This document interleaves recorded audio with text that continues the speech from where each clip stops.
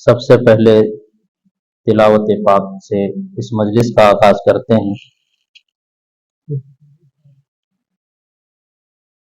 اعوذ باللہ من الشیطان الرجیم، بسم اللہ الرحمن الرحیم۔ اذا جاء نصر اللہ والفتح ورأيت الناس يدخلون في دين الله أفواجا فسبح بحمد ربك واستغفره إنه كان توابا صدق الله العظيم۔ کلام پاک کے بعد چند اشعار جناب نبی کریم صلی اللہ علیہ وسلم پر ذکر کرتا ہوں۔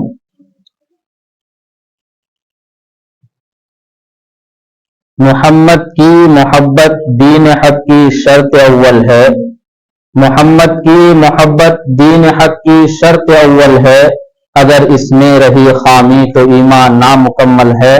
لا يمكن الثناء كما كان حقه، لا يمكن الثناء كما كان حقه بعد خدا بزرگته قصہ مختصر، بلغ العلا بکماله کشف الدجى بجماله حسنت جميع خصاله صلوا عليه وآله۔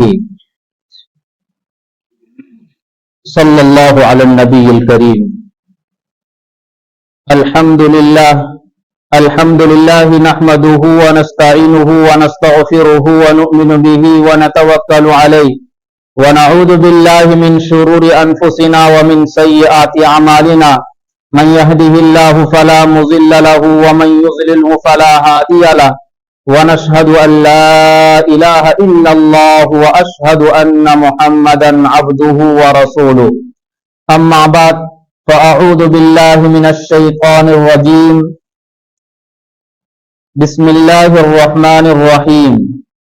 ان الصلاة تنہی عن الفحشاء والمنکر والبغی، صدق اللہ العظیم وصدق رسولہ النبی الکریم، ونحن على ذلك لمن الشاہدین والشاکرین والحمد للہ رب العالمین۔ معزز خواتین اسلام، میری پیاری مائیں اور بہنیں،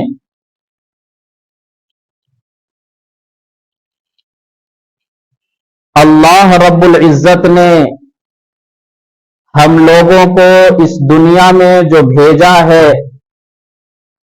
وہ کسی نہ کسی مقصد کے تحت اللہ رب العزت نے ہم سبوں کو یہاں پر بھیجا ہے۔ آپ لوگوں کے جمع کرنے کا مقصد یہی ہے، اور ہماری کوششیں اور محنت اسی وجہ سے ہے تاکہ ہمیں پتہ چل جائے کہ اللہ رب العزت نے ہم لوگوں کو اس دنیا میں کیوں بھیجا ہے۔ ہم دنیا میں ایک چھوٹے سے چھوٹے مشین کو بناتے ہیں، اس کا ایک مقصد ہوتا ہے، اس کے پیچھے کارن ہوتا ہے، تب اس کام کو ہم کرتے ہیں، اس مشین کو بناتے ہیں۔ اگر ہم یہ دیکھ لیں کہ اگر ہم کھیتی باڑی کرنے کے لیے جاتے ہیں، مکئی لگانے کے لیے، دھان لگانے کے لیے، تو اس کے پیچھے مقصد یہ ہوتا ہے کہ اگر ہم محنت کریں گے تو اس میں سے غلہ نکلے گا، چاول ملے گا اور مکئی ملے گا، اس سے ہم اپنے پیٹ کو بھریں گے۔ یعنی ہمارے کھیتی کرنے کا مقصد یہ ہے کہ ہم اس سے غلہ اگا کر کے ہم اپنے کھیت، اپنے پیٹ کو بھریں گے، یہ ہمارا مقصد ہے۔ ایک مخلوق ہیں ہم، اللہ رب العزت کی ایک چھوٹی سی مخلوق ہیں ہم اگر کوئی کام کرتے ہیں تو بغیر مقصد کے نہیں کرتے ہیں، اس کے پیچھے مقصد ضرور ہوتا ہے، کوئی چاہت ہوتی ہے، کوئی خواہش ہوتی ہے، اس سے کوئی مطلب نکلتا ہے، تبھی ہم اس کام کو کرتے ہیں۔ जिसमें हमारा कोई फायदा नहीं है उस काम को हम नहीं करते हैं।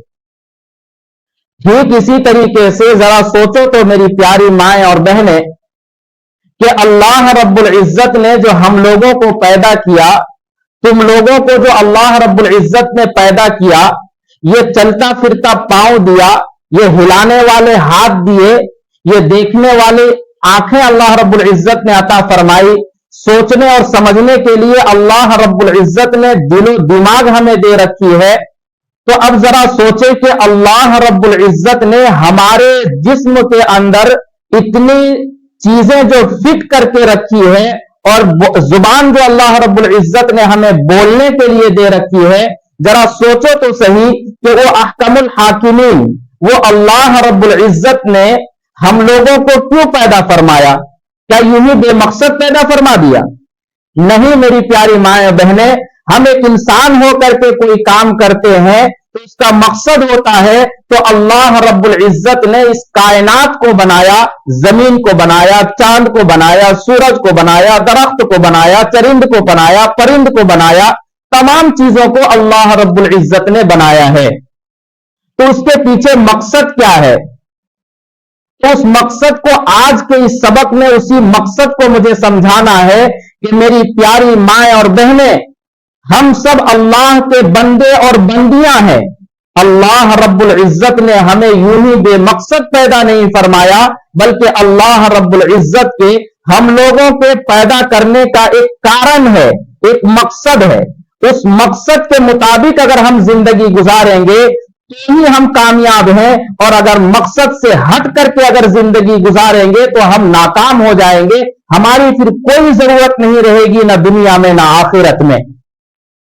जरा गौर तो करो, एक और मिसाल देकर के समझा दो ताकि बात अच्छी तरह समझ जाए कि हम लोग, बात चल रही है कि अल्लाह रब्बुल इज्जत ने हम लोगों को क्यों पैदा फरमाया? क्या खाने के लिए पैदा फरमाया? क्या पीने के लिए पैदा फरमाया? या चलने के लिए, सोने के लिए पैदा फरमाया? या तो बात बात पर झगड़ने के लिए पैदा फरमाया? क्यों पैदा फरमाया? अल्लाह रब्बुल इज्जत का मकसद क्या है? अल्लाह हमसे चाहते क्या है? उस मकसद को समझने के लिए जब तक उस मकसद को समझ करके उसके मुताबिक अपनी जिंदगी को नहीं गुजारेंगे, हम कामयाब नहीं हो सकते हैं। हम आजाद नहीं है तेरी प्यारी माएं और बहनें, हम आजाद नहीं है। हमने इस्लाम कबूल किया, मुसलमान जब हम हो गए तो फिर इस्लाम के माना ही मान लेने के हैं। तो इसका मतलब यह होता है कि हम जो है अपनी मर्जी से कोई काम नहीं करेंगे, बल्कि अल्लाह रब्बुल इज्जत ने हमें जिस मकसद के लिए पैदा फरमाया है उस मकसद के मुताबिक हम जिंदगी गुजारेंगे। एक इंसान है जब मोबाइल फोन को बनाता है, एक मिसाल समझ लीजिए कि अगर हम अल्लाह के मकसद के मुताबिक, अल्लाह की चाहत के मुताबिक, अल्लाह के मंशे के मुताबिक अगर हम अपनी जिंदगी को नहीं गुजारेंगे तो हमारी कोई वैल्यू नहीं है, हमारा कोई वैल्यू नहीं है, न दुनिया में न आखिरत में। एक मोबाइल फोन का बनाने वाला जब फोन को बनाया था, उसका मकसद यह था कि एक तरफ से हम रह करके, दूर में रह करके दूसरे से, किसी इंसान से अपना कांटेक्ट कर सकते हैं, उनसे बात कर सकते हैं। इस मकसद के लिए मोबाइल वालों ने मोबाइल बनाया और उस वक्त यही काम होता था। फिर मोबाइल में तमाम चीजें जुड़ता चला गया।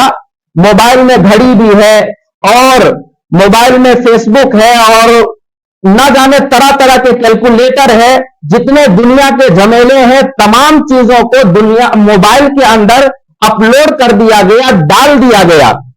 हम मोबाइल में हजारों तरह के फोल्डर हैं और उसको जब हम चलाते हैं, कभी वीडियो देखते हैं या इंस्टाग्राम चलाते हैं या और भी कोई काम जब हम करते हैं मोबाइल में, लेकिन जो ही कोई फोन लगाता है तो हमारे तमाम सिस्टम मोबाइल के बंद हो जाते हैं और सिर्फ एक सिस्टम चलता है। वो सिस्टम ये होता है कि फोन का आ जाना और फोन में बातें करने के लिए फोन तैयार हो जाता है कि मेरे बनाने का मकसद ये है कि एक दूसरे से बात किया जाए। तो फिर एक मोबाइल छोटा सा है, ये अपने मकसद को नहीं भूलता और बात कराने लग जाता है।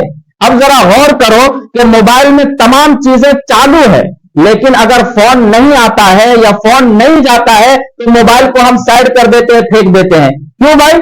اس لیے کہ موبائل کے بنانے کا مقصد یہ تھا کہ اس سے بات کیا جائے. اس موبائل سے بات ہی نہیں ہوتی ہے تو پھر اس موبائل کی کیا ضرورت ہے؟ اس موبائل کو ہم کیا کرتے ہیں؟ پھینک دیتے. اب اسی بات کو میری پیاری مائیں اور بہنیں اچھی طریقے سے سمجھ لیجئے.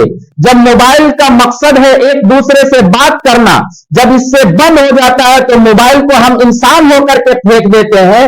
اللہ رب العزت نے ہم لوگوں کو جو اس دنیا میں پیدا فرمایا ہے اس کا مقصد کیا ہے؟ اس مقصد کو پوچھنے کے لیے اور اس مقصد کو معلوم کرنے کے لیے ہمیں قرآن کریم کا سہارا لینا ہوگا. قرآن اللہ رب العزت کا کلام ہے. میری پیاری مائیں اور بہنیں ذرا غور سے سننا، اپنی باتوں کو بالکل بند کر دیں اور بالکل غور سے کان لگا کر کے دھیان سے سنیں کہ ہم جب یہاں جمع ہوئے ہیں تو یہاں سے کچھ لے کر کے جائیں گے اور ہم آپ لوگوں کو دینے کے لیے آئے ہیں اور دینا چاہتے ہیں کہ جس طریقے سے ہم زندگی گزار رہے ہیں یا کوشش کرتے ہیں کہ اللہ کے احکام کے مطابق ہم زندگی گزاریں. لیکن میری پیاری مائیں اور بہنیں، یہ ہماری کمزوری ہے، یہ ہماری نادانی ہے کہ ہم نے آپ لوگوں کی فکر نہیں کی. لیکن جب اللہ رب العزت نے ہمارے ذہنوں میں اور ہمارے دماغ میں، اور خصوصاً حضرت مولانا صغیر صاحب جو پیک سے آتے ہیں، ہمارے نائب امام ہیں، ان کے مشورے سے اس کام کو ہم نے شروع کرنے کا فیصلہ کیا اور اس پروگرام کو ہم چالو کر چکے ہیں. پیک میں جا کر کے اس پروگرام کو کیا، اسی طریقے سے بڑا اسلام پور میں بھی جا کر کے اس پروگرام کو کیا، اور اسی طریقے سے ہم تیسرے مرتبہ آپ کے یہاں آ کر کے اس پروگرام کو کر رہے ہیں اور پھر چوتھے مرتبہ آگے اس بستی میں بھی جانے کا بھی ارادہ ہے. تو ہم جب آ ہی چکے ہیں تو ہمارا جو مقصد ہے جمع ہونے کا یا اللہ رب العزت کے پیدا کرنے کا، تو اس مقصد کے مطابق ہم زندگی گزارنے کی کوشش کریں گے اور فکر کریں گے. اللہ رب العزت قرآن کریم میں ارشاد فرماتے ہیں وَمَا خَلَقْتُ الْجِنَّ وَالْإِنسَ إِلَّا لِيَعْبُدُونَ، کہ ہم نے جنات اور انسان کو اپنی عبادت کے لیے پیدا فرمایا ہے. یعنی اللہ رب العزت نے ہمارے پیدا کرنے کا مقصد صاف طور پر قرآن کریم میں ارشاد فرما دیا وَمَا خَلَقْتُ الْجِنَّ وَالْإِنسَ إِلَّا لِيَعْبُدُونَ، کہ ہم نے جنات اور انسان کو اپنی عبادت کے لیے پیدا فرمایا ہے.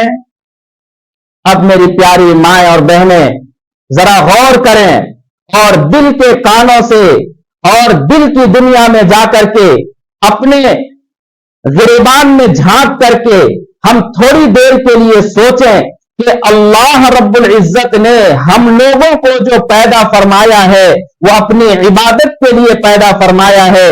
کیا ہم اللہ رب العزت کی عبادت کر رہے ہیں؟ اللہ کی فرما برداری کر رہے ہیں؟ اللہ رب العزت نے فرمایا نماز پڑھو، کیا نماز ہم پڑھتے ہیں؟ اللہ رب العزت نے فرمایا کہ پردے میں رہنا، کیا ہم پردے میں رہتے ہیں؟ اللہ رب العزت نے فرمایا کسی کی چغلی مت کرنا، کیا ہم چغلی سے بچتے ہیں؟ اللہ رب العزت نے فرمایا کہ کسی کو پریشان نہیں کرنا، کیا ہم پریشان کرنے سے بچتے ہیں؟ اللہ رب العزت نے فرمایا ہے کہ کسی کو گالی مت دینا، کیا ہم گالی دینے سے بچتے ہیں؟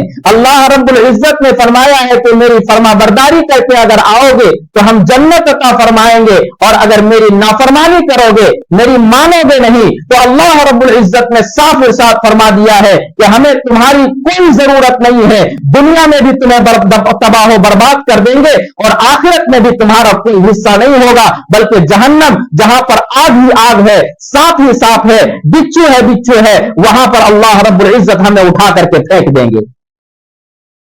تو ہمارے اس دنیا میں آنے کا مقصد کیا ہے؟ تو اس مقصد اس قرآن کریم اور اس آیت کریمہ سے پتا چل گیا کہ اللہ رب العزت نے ہم سبوں کو جو پیدا فرمایا ہے اس کا مقصد یہ ہے کہ ہم اللہ رب العزت کی عبادت کریں، اللہ رب العزت کی عبادت کے ساتھ ہم زندگی گزاریں، اپنے زندگیوں کو اللہ کے فرمان کے مطابق اور نبی کریم صلی اللہ علیہ وسلم کے بتائے ہوئے طریقے کے مطابق ہم زندگی گزاریں گے تو ہم دنیا میں بھی کامیاب ہو جائیں گے اور آخرت میں بھی کامیاب ہو جائیں گے. لیکن इबादत करने के लिए, और इबादत हमारी, मेरी प्यारी माएं और बहनें, लगता है कि आप में से कोई बातें कर रही है, यहां तक हल्का फुल्का आवाज आ रही है। इस तरह बिल्कुल ना करें। बस थोड़ी देर में सिर्फ 30 से 40 या 45 मिनट तक आपसे हम गुफ्तगू करेंगे। फिर इंशाअल्लाह हर 15 दिन के बाद